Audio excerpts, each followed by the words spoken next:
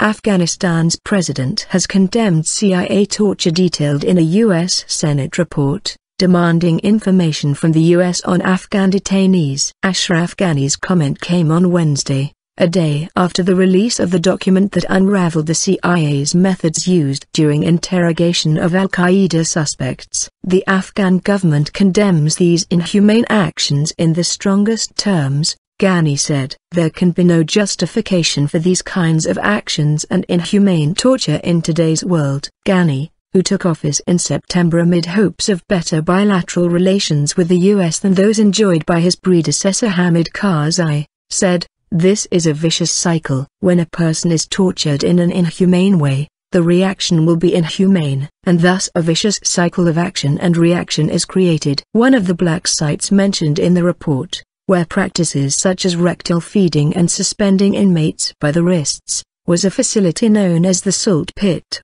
located outside Afghanistan's Bagram Air Base.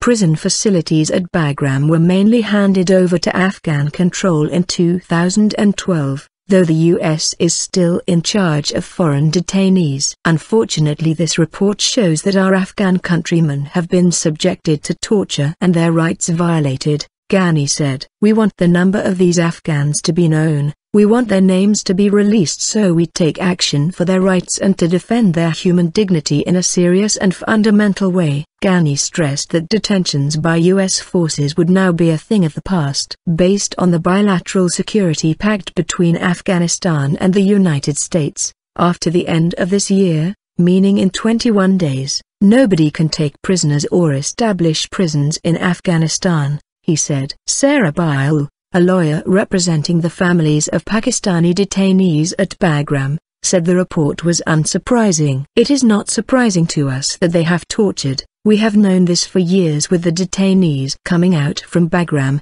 she said. "I am hoping that because of this report at least that there is going to be prosecution and people are going to be held accountable. Otherwise it won't mean anything."